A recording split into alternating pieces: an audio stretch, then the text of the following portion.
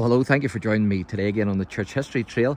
Where we are is we're actually down here at the River Blackwater, and you can see the bridge there. And of course the bridge actually is a boundary between two villages. It's a boundary between Moy on that side and CHARLEMONT on that side, and it's also the boundary of two counties, because again it's County Tyrone on that side and County Armagh on this side. And so this bridge actually marks the boundary. But what we're here actually to do is we're here to look at a fort, CHARLEMONT Fort, and the fort is actually just over that hill there, but we can't actually get to it from there because it's unfortunately closed to the public. But I will be able to show you from the gate, and you can actually get a good view of it from the gate. The only thing that's actually left of the house itself anyway is of the fort is the gatehouse itself, but it's certainly got a fantastic history, and so as I'm walking along I will share a wee bit of that history with you. But the first things first, and it's this thing here that I have to get back over now. A lot of these are made of wood, but this one's actually made of blocks. So we'll try and get over it with as much ease and as little pain as possible.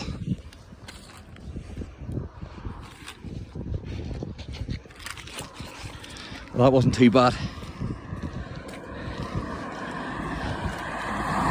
So I'm just going to take you on the bridge first, and I'll let you see from the bridge on both sides.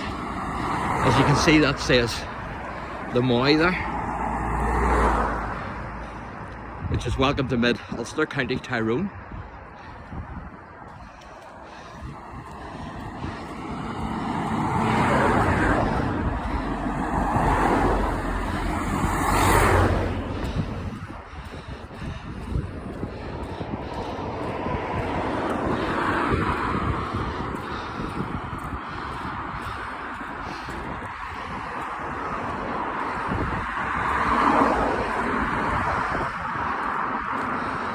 So there you are, you get a good view there of the River Blackwater, and as I say, the fort is actually just up on the hill there, and I will take you over that direction shortly.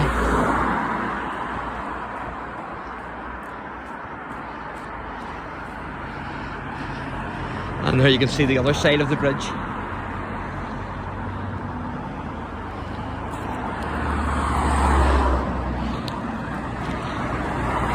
And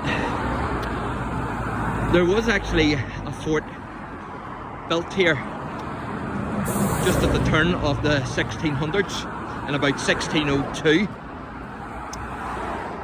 But in 1620, Sir Toby Caulfield of Castle Caulfield was commissioned to build a new fort here, and he completed this new fort in 1622. Now, he also built a house, but as I say, there had been at least one earlier fort on this site before that.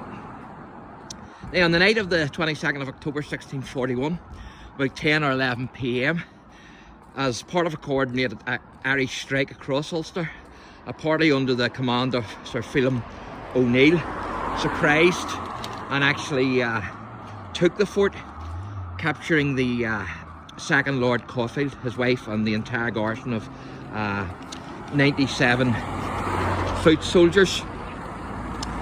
And you can see that's the fort actually up there on the hill.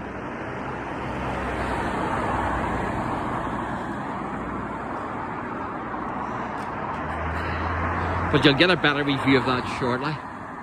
But that's it there, just behind the wall there on the hill.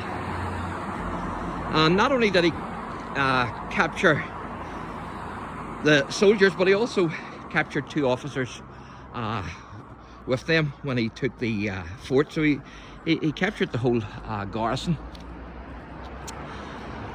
Now, for the following 9 years, the fort would firmly stand as part of the Irish military strength in Ireland, until it was surrendered to the Cromwellian forces after Sir Phelim O'Neill secured favourable terms for its surrender to them.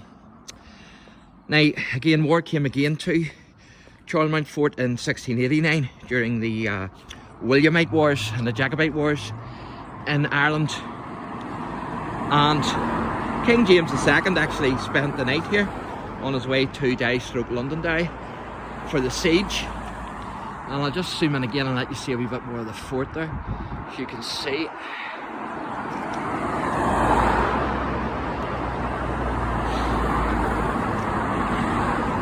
And King James then, he left Major Tag O'Regan as the governor of the fort in August 1689, and soon the Williamite forces actually laid siege to the fort.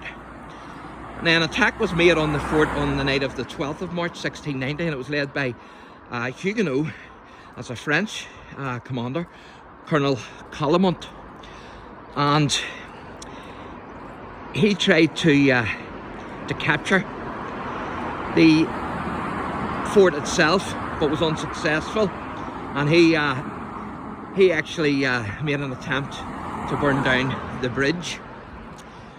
Now, with the arrival of the Williamite commander, General Schomberg, the siege actually intensified to try and capture this fort, and I'm going to try and get across the road here if I can.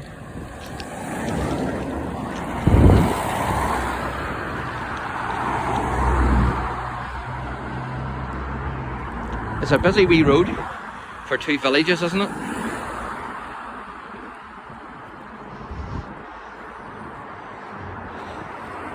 That's us across there. And so on the 11th of May, O'Regan was compelled to ask for terms of surrender. And 3 days later, the garrison of 800 men marched out with full military honours. Now, Charlemont continued to be used as an army barracks up until the government withdrew the last garrison on the 14th of February 1858. So quite a bit of history to this fort. There certainly is a lot of history to this fort, and I'm going to show you an old church in the next video, Charlemont Church.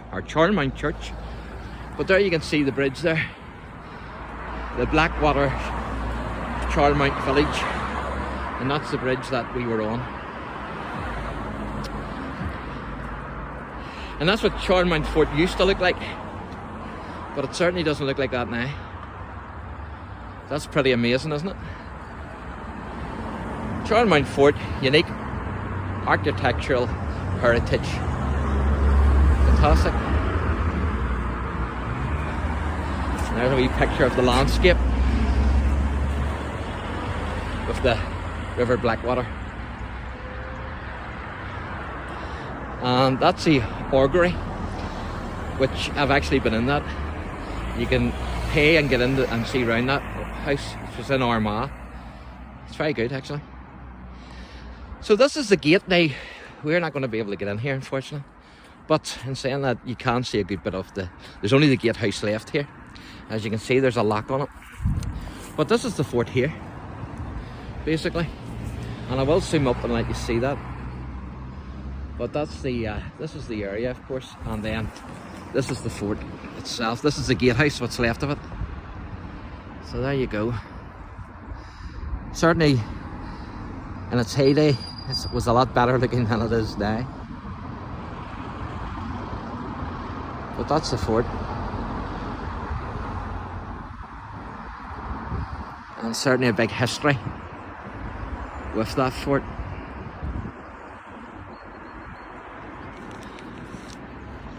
Now, on the 30th of July in 1920, there was a group of about 40 armed men from one of the Republican movements who seized the fort from a caretaker who was living here, and he was actually occupying this fort, and so they burnt it down. And all that remains of it today, of course, is the gatehouse there, as you can see. But still fantastic that we have this gatehouse. It's just unfortunate. I was told it used to be open, but because of young people coming in and drinking in it, then they had to put these locks on it, unfortunately. and so you can't get in today.